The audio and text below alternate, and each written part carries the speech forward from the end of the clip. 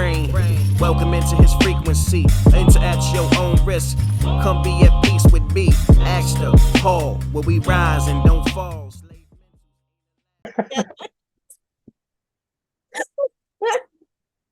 Welcome back to another episode of Baxter's Buzz. I am your host, Baxter E. Hall. Welcome to my brain. Welcome to my frequency. Enter at your own risk. Now, today I have a special guest. She is the founder of Beyond a Diploma. It's an education consultant company. She's going to tell us all about it today and background on how she got there. Vanita Sanders, welcome to Baxter's Buzz. Thank you for having me, Baxter. Yeah, it's been long time coming. So we share passion as far as like in a nonprofit space, helping the community, although, you've been like knee deep in it, and we'll talk about some of your experiences. We actually met face to face at a event last summer, right? For Skillman. Gilman Foundation, that's right. And so no, I'm just interested in learning more about this Beyond a Diploma, and then just more about you in general. So I imagine that the viewers and listeners will be just as inspired as I've been learning a bit more. Okay. I hope so. I hope I'll do it justice. I hope I do it justice. Yeah. So first of all, talk about Beyond a Diploma. Tell me kind of where like the idea came from and what and the name, of course. Sure. So Beyond a Diploma is an educational consulting firm that I fully launched in January of this year. I had dabbled in consulting prior to then, but this is me going full-fledged head first into the space of consulting.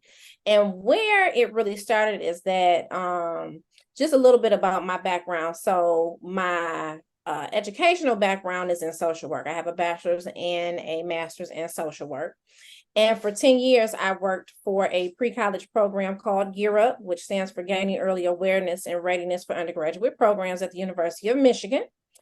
And in my role as assistant director, I was charged with, along with my awesome team. I could not have done anything without them, but we work with students from Detroit, Romulus, Ypsilanti, Highland Park, focusing on getting students awareness and preparation for college success. So we started working with students in the 6th grade. We followed them all the way into their first year of college.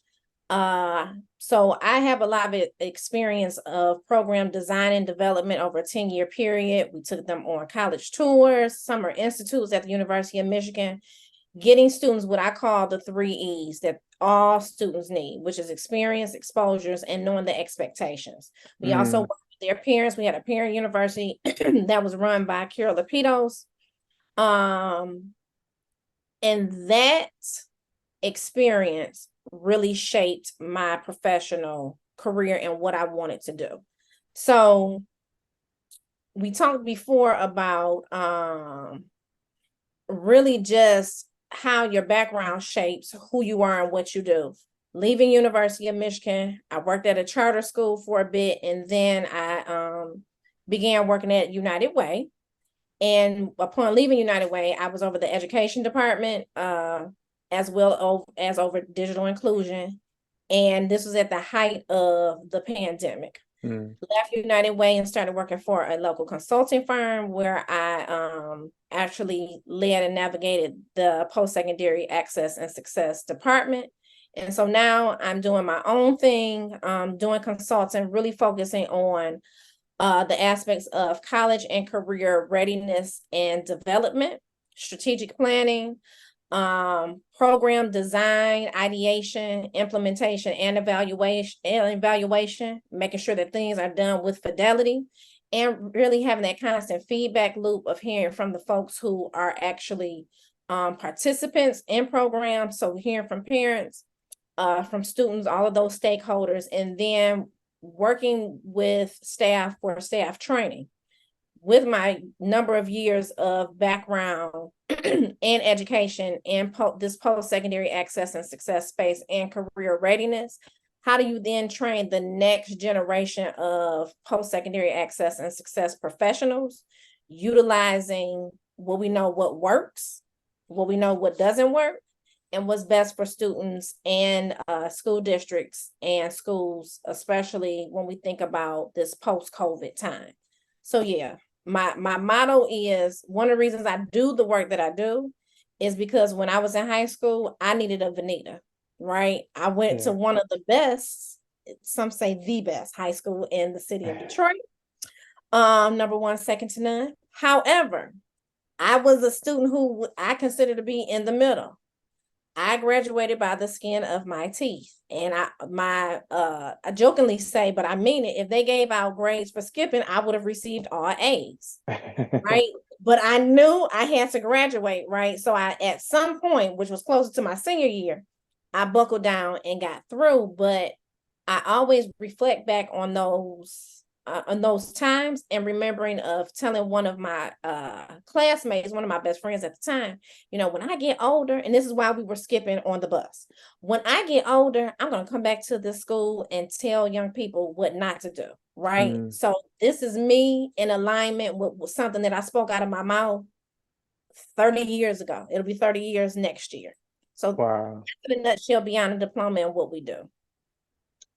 Wow. So I mean, I think you always knew it was important. Clearly, even while you was doing stuff you didn't have any business doing, you knew, like, okay, like you said, I needed a Vanita, when you were in high school. So I have a couple of questions.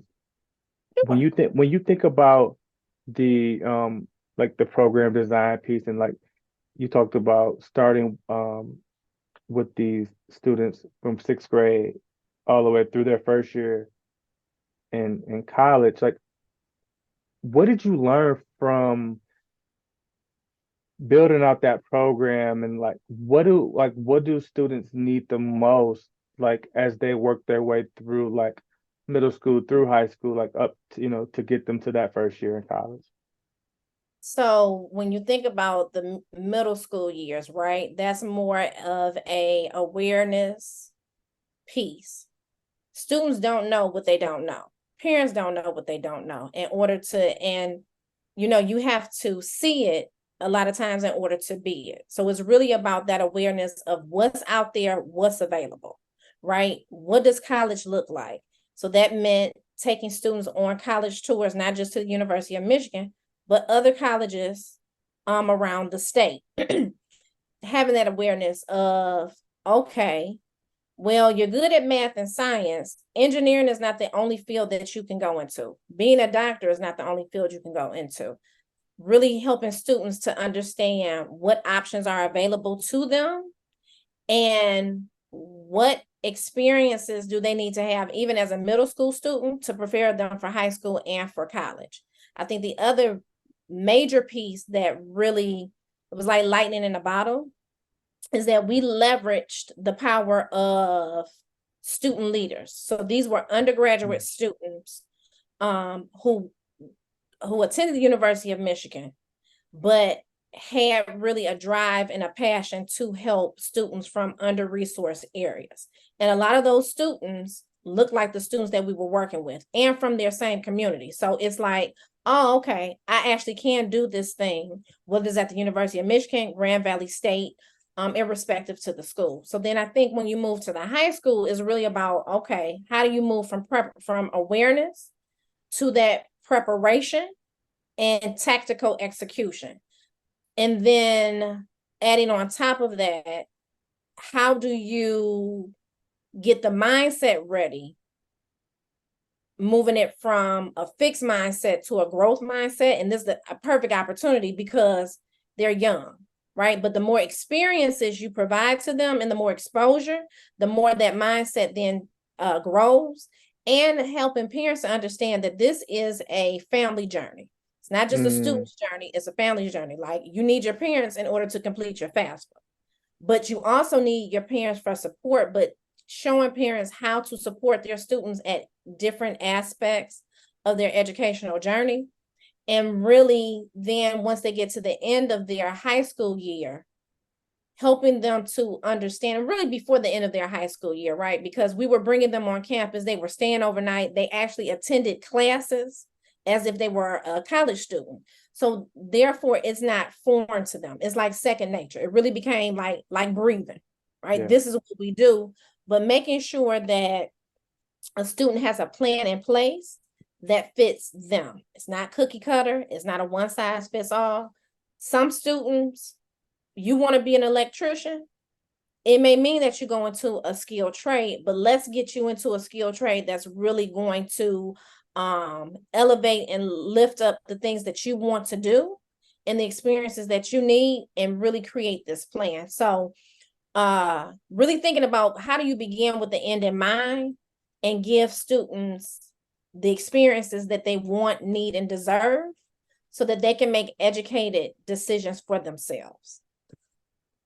I love that.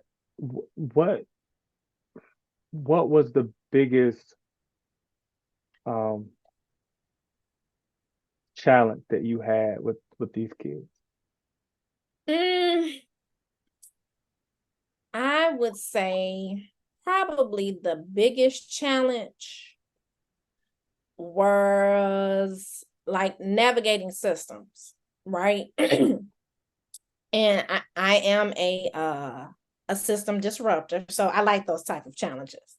But I think showing them how to navigate systems, and I'm just gonna be perfectly honest, this may not necessarily be the popular answer. A lot of challenges were adults, right? Because young people have to have agency to be able to advocate for themselves. And that's another thing that we were teaching them. How do you have your own agency? How do you become your own advocate? These are the questions that you need to ask. And what I found is that sometimes in some spaces, adults did not necessarily like to be challenged or to be asked questions or to be held accountable. One of the activities that we participated in, I had the students participate, is during the Saturday Academy. We would hold it at the U of M Center in Midtown.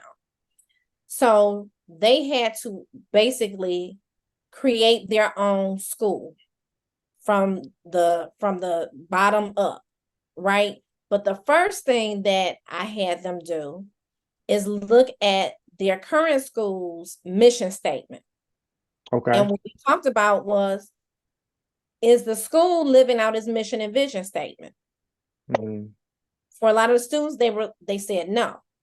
So then the question then become, okay, so what are you going to do about it? Because you still have to be here for another however many years. Yeah. So that took them writing letters, right? Sending emails, drafting that type of information. And some of the students talked about how they received some pushback.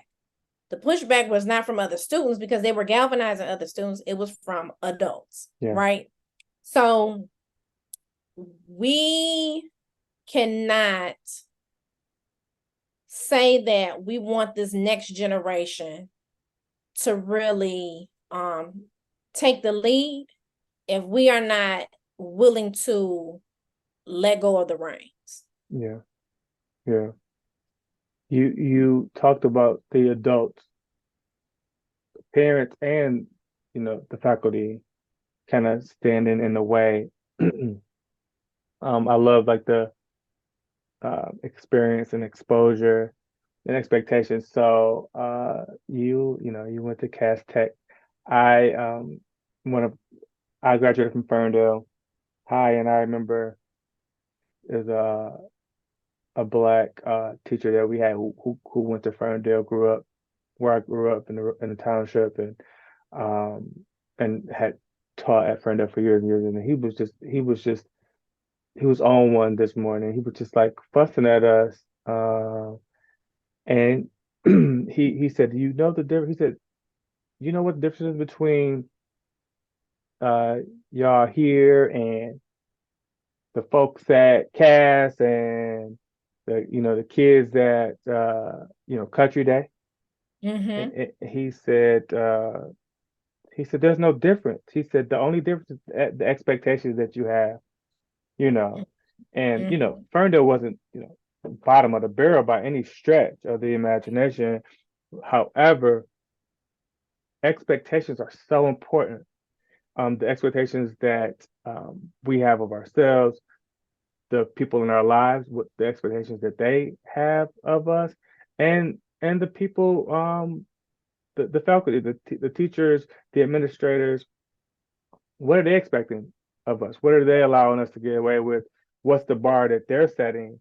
Those Mm-hmm. things are incredibly important when you think about next levels and where I want to hit. And, thank God for my friends and I, or my friends in my circle, because we did a lot of that for each other when we didn't necessarily get it from most of our teachers or administrators, or some of us didn't get much of that from home either.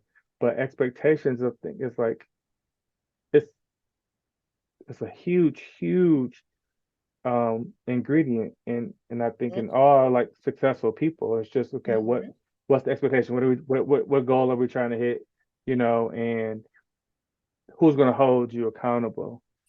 Right, right. When Yeah. you think about, so I'm a mom of three. I have a daughter that's 27. I have a son that's 23, and I have a 14-year-old who will be attending CAS in the fall, Okay. as a freshman. But when I think about my youngest daughter, right? So you learn as all your children are different, and you Right. learn different things as you grow older, you mature in parenting, right? The Right. parent I was at 20 is not the parent that I am right now at 47. But what I will say for my youngest daughter is the expectation for all my children, but especially her, you come home with A's and B's. You may have a C here and there, but the expectation is A and B, because we don't do average here, right? We're not average people. God did not make you to be an average person. I don't check homework. I don't, I'm not going to say I barely look at grades. I do every now and again, but my daughter understands the expectation is that you go to school and you do your best. You try your hardest. You show up as your highest self. If you have an issue, the first line of defense is not to come to me, it's to go to your teacher. If there is something that your teacher cannot help you with, then you come to me.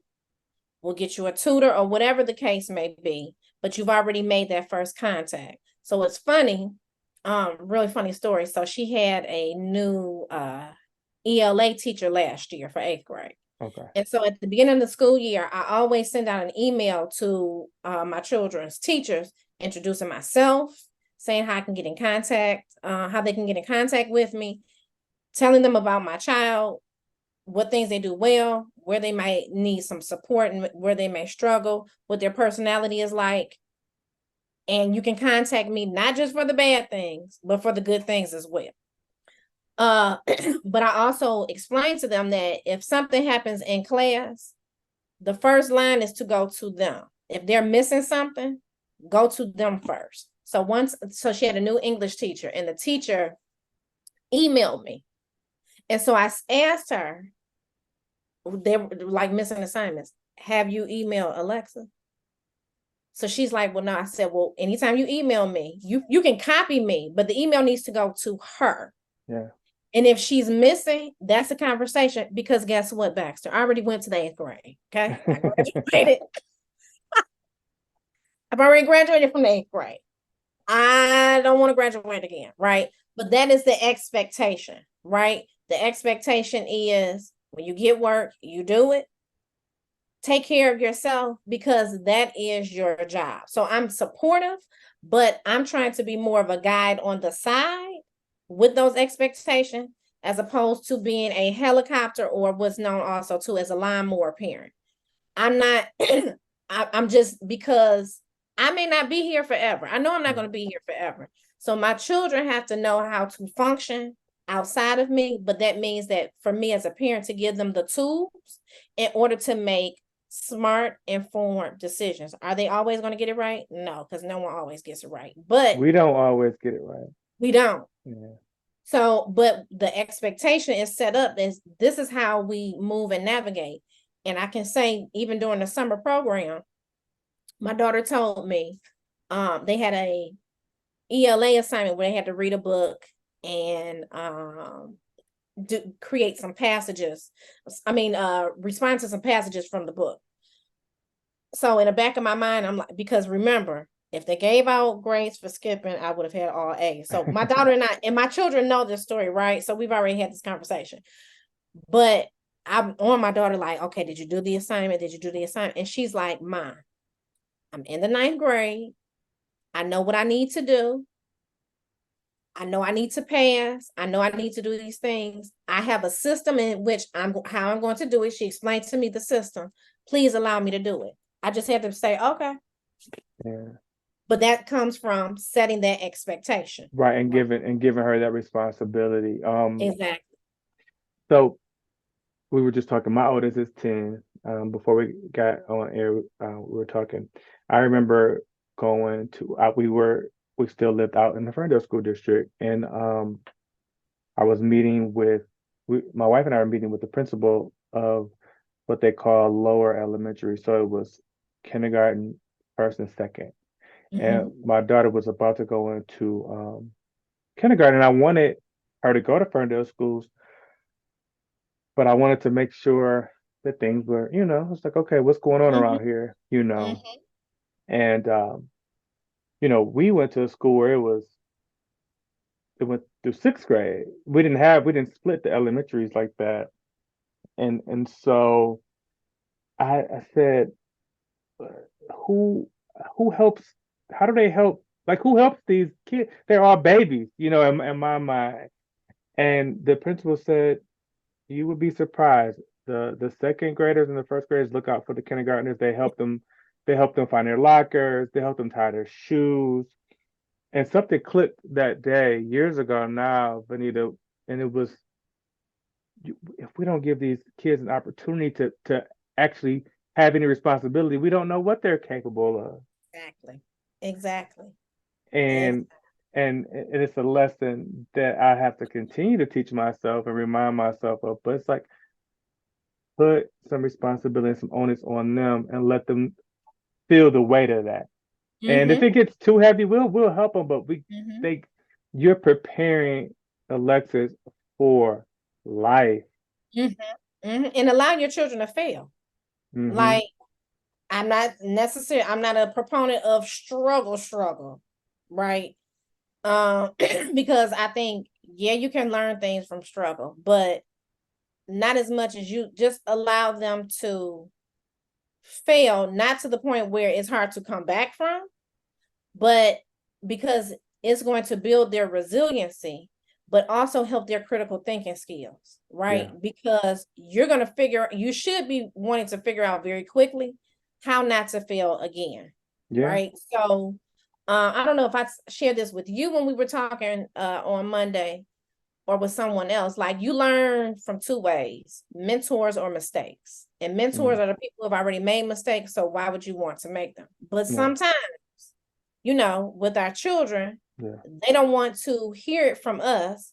Maybe sometimes they hear it from someone else, or maybe they don't hear it, right? And something may happen and they may fail a test or whatever the case may be. I don't get upset. It's like, okay, well, what did you learn from it? Okay, how you correct it? Because again, I already went to the 8th grade. I'm not going again. I'm not correcting. So correct it. It's not the end of the world, and move on. Let's not harp on it. Yeah. You did it. It was done. Okay. How do you fix it? And move on about your day. And that, I think, that really builds them up and helps them when they become adults. Because if someone is always there to catch you when you're falling, you will fall to pieces at the slightest thing. That's right. Yeah, you're building those muscles up. So again, at some point they're gonna have to figure it out. So failure could be, the video game. It could be, getting some questions wrong on a quiz. it could be, Monopoly. Bryce, my 7-year-old, was upset. My daughter was kicking his butt in Monopoly the other day. He's like, I'm about to run out of money. And I said, it's okay. You'll get her next time, right? And Mhm. he'll look at things a bit different next time, and then, and he'll improve each time. If we go, no, no, he has unlimited money or something like that, where we don't allow them, Yes. and we're really Yes. setting them up for failure. I The quote, we have to prepare our children for the path, not our path for the children. We got Mhm. to get them prepared, but they gotta maneuver through these things on their own, right? That is correct. That is What? correct. My mom was one who did not like, we are a board game and a card playing family in my family. Yeah, But my mother started young. I remember my mother beating me in Uno, yeah. and I about lost it. But let me tell you, I'm the Uno queen around here. But it's because my mother did not like, you have to win. Yeah, We're not going to change the rules just because you're younger. You're going to learn how to play the game, yeah. and then you figure out your strategies while we're playing. All right. So this is what we're gonna do. We're gonna have like a fundraiser. We're gonna figure out how to get Ferndale High involved, Ferndale schools involved. We're gonna have a fundraiser. We definitely gonna have an Uno tournament. Yes, Yeah, I'm I all like that. for it. Yeah, my 7-year-old, that's his jam. I love it. Um, what are you most excited about for the Beyond a Diploma? Like, um, when you think about as you continue to sort of build this out, the consultant part of it, the advising of the staff, what are you most excited about? Helping to change the ecosystem. I am really passionate about like systemic change. And, previously, a lot of the work that I did was like one when I was beyond a diploma was like one-on-one working with students. We work over a 3-month period. By the time their senior year was done, was heading up in September, they would have all their schools selected, all that other stuff done. It was a breeze. This is more so really thinking about, on a larger scale, on a macro scale, how do we affect change, not just with one student, but a school of students, right? How do we create a framework so that when students look at the mission statements of their schools, their experiences match those mission statements? Mm, When a student or a young person who's in a youth serving organization looks at the mission and vision statement, they are embodying what that mission and vision statement does on a daily basis, right? How do we embed this college and career readiness and development in what is already being done? So it's not about creating something new, although there'll be tweaks, because to me, in this space, there's really nothing new under the sun, right? yeah. If there have been enough research, enough white papers, enough articles, enough op-eds written, we know what to do. The question becomes, do we have the want to do what's right? And in my mind, most people do, but it's sometimes they may not necessarily know how to strategically do it, Yeah. or they need support and someone who's that guide on the side to come in with another body of knowledge in order to fully do it. So that's what excites me, to be able to work with schools and school districts and youth serving organizations. The other thing that excites me is how student voice is so important and parent voice is so important to the Hmm. process. Like, parents have way more power than they actually understand. Because, and not that I'm advocating this, but for example, let's say parents decided on count day, for the schools that are not, for the parents who feel as though the schools are not giving them what they want, they decided to take all their children out on count day. That would send a message. Yeah. Again, I'm not advocating that, right? But that would send a message, because education is the passport to the future, right? You have to have some type of education beyond high school in order to have a great quality of life? And are there those outliers who maybe did not go to college or they dropped out of college and they're still successful? Yes, but they still had some type of formal or maybe informal type of education to get to where they are. So what excites me are the opportunities, and two, it just does my heart well when I see young people that I worked with when they were in the 6th, 7th grade, and now they're adults with families. They're married, they have these awesome careers, or they're in grad school, or they're going to be a doctor.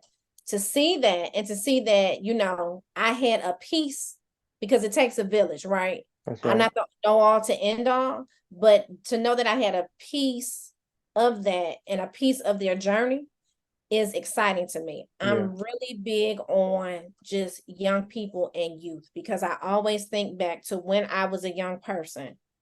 What were the things that I needed, and how do we knock down these barriers, clear some of this red tape, loosen up some of these bottlenecks, so that young people are able to get to their paths faster with more information, so that they can then go back and do the same thing for the next generation. Yeah. What I hear is that you're helping. First of all, you're helping the young people understand that what's out there. Potentially what's out there, so that they can dream, right? They can be exposed to some of these things. And then it's like, oh, by the way, I got the playbook. I'm going to help you Right. figure out how to get there. And so kudos to you. We'll be talking and trying to figure out how to work together. Vanita is the founder of Beyond a Diploma, an educational consultant company. You are doing the right work, I believe, at the right time. Thank you for your contributions to like the youth in general, and thank you for your time today on Baxter's Buzz. Thank you for having me. Yeah. I'm excited. I look forward to us continuing this collaboration. Yeah, for sure. So on behalf of Vanita, and I am Baxter E. I want to let everyone know who's listening or watching that you are all capable. You just need to embrace your own frequency. So, until next time, peace, everyone. Peace. Welcome into his brain, welcome into his frequency. Enter at your own risk, come be at peace with me. Thank you so much for watching this video. If you haven't already, please hit the like button, please subscribe, share, and also hit that notification button as well. Thank you so much. Financial literacy to authentic like